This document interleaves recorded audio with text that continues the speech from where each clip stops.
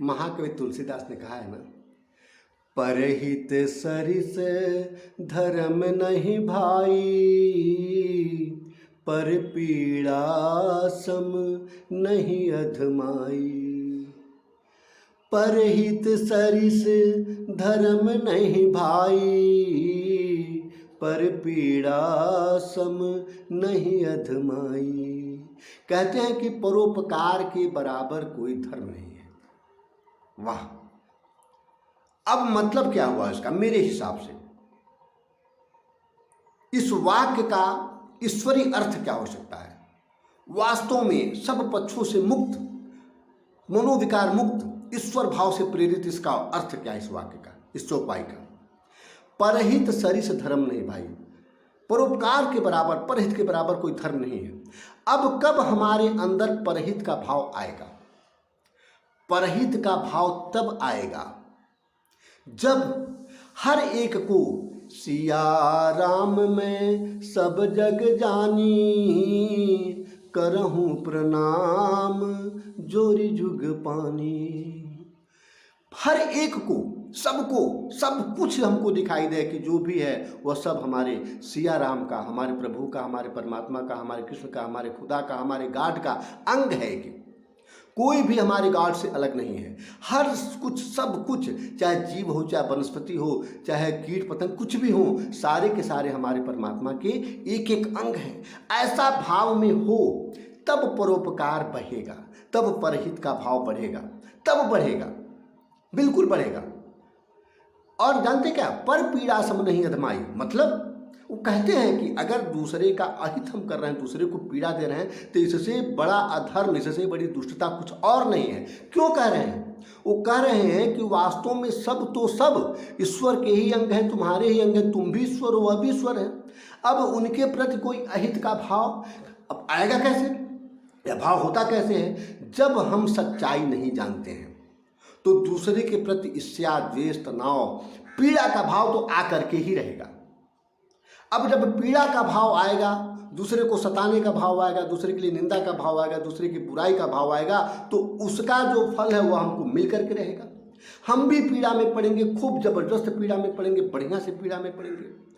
तो मतलब यह हुआ कि अब वो कहते हैं, सच्चाई की तरफ इशारा करते हैं, संकेत करते हैं कि सच्चाई देखो, सच्चाई समझो, सच्चाई देखिए, हे भक्त सच्चाई देखिए। उनका ये कहना है, पूरी सच्चाई है कि यदि आप धर्म का पालन करना चाहते हैं, यदि आप धार्मिक होना चाहते हैं, तो इसके लिए आपको परोपकार करना पड़ेगा। परोपकार का मतलब, अब परोपकार का सूक्ष्म अर्थ एक मैं बताऊं मेरे हिसाब से, कि यही नहीं कि अगर कोई कह रहा है कि भैया मैं हल चला रहा हूं, मेरा परोपकार करिए, तो आप भी हल चलाना शुरू कर दीजिए। मनसा वाचा कर्मणा, अगर आपके पास समय है ना तो आप हल चलाना शुरू कर दीजिए। कोई किसी प्रकार का कोई सामान नहीं उठा पा रहा है, अगर आपके पास समय है तो उसका सामान उठाने में सहायता कर दीजिए। कोई अपने कमरे की सफाई कर रहा है, अकेले है, नहीं कर पा रहा है, आपसे कह रहा है कि भैया मेरे कमरे की सफाई कराने में मेरा सहयोग करिए, आपके पास समय है तो आप कर दीजिए। तो यह तो कर्म का सहयोग हुआ। शुरू होती है मन के सहयोग से।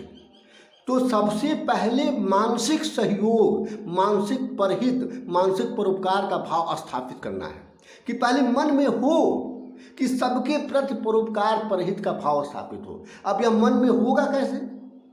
यह मन में इस तरह होगा कि मन में आप सच्चाई को समा लीजिए, मन में ईश्वर को समा लीजिए, मन में ईश्वर को लाइए, अपने आप जो परोपकार का पुष्प है वह खिल जाएगा, परहित का जो फूल है वह खिल जाएगा। तो मन में ईश्वर को लाना है, मन में खुदा को लाना है, मन में इस भाव को लाना है कि जब सारा का सारा ईश्वर, खुदा, गॉड या परमात्मा ही है, तो जो भी हो रहा है सारा का सारा सही है। यह भाव रहेगी तो जो होगा वह परोपकार ही होगा।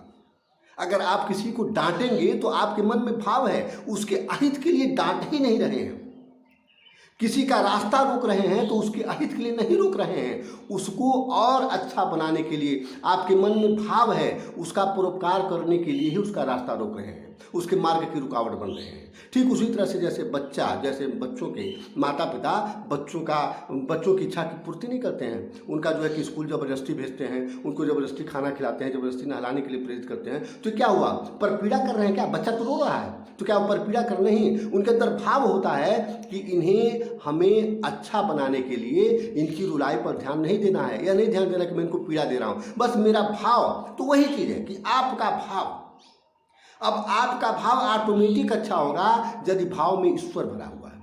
तो मित्रों, अगर हम चाहते हैं कि परहित का लाभ, परहित का पुण्य लेना, तो उसके लिए परहित जहाँ से पैदा होता है, मन से, उस मन को ईश्वर से भर देना है, इस भाव से भर देना है कि जो भी है सब ईश्वर है, और ईश्वर का कुछ भी क्रियाकलाप कहीं से गलत नहीं होता, हर तरीके से लाभकारी है। तो ये है महाकवि तुलसीदास की बात चौपाई, और उनकी बातों पर हम चले भी, हम तो चलते हैं, चलना चाहिए, हम सभी को चलना चाहिए। वास्तव में जीवन की जो ऊर्जा है ना, सच्चाई को जीने से अपने आप पैदा होती है, और जब हम सच्चाई से विमुख होते हैं तो जीवन की ऊर्जा धीरे धीरे धीरे धीरे हमारा मनोविकारों में फंस करके कहीं और जाने लगती है।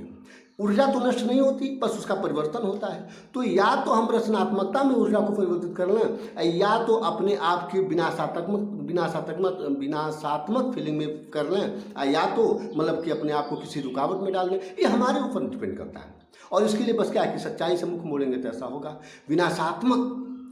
विनाशात्मक होना यही है कि यदि हम जो सच्चाई उसको जी नहीं रहे हैं तो ऑटोमेटिक हमारा सब कुछ विनाशात्मक हो जाएगा। बम का विस्फोट होना विनाशात्मक नहीं है, मतलब कि हम किसी के प्रति बुरा सोच लिए, बहुत बड़ा विस्फोट हो गया बुराई का हमारे अंदर।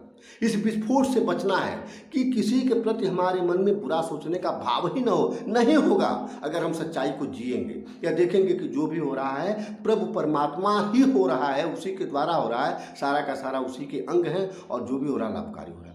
तो मित्रों, परोपकार का पुण्य अर्जित करें, बिल्कुल अर्जित करें, बिल्कुल अर्जित करें। कहीं से कोई रोक नहीं है, कहीं से किसी प्रकार की रुकावट नहीं है, और कहीं से कोई ऐसी बात नहीं कि आप इस चीज़ को जीवन में उतार न सकें। बिल्कुल सरल सहज है, बिल्कुल सरल सहज है। मित्रों नमस्ते।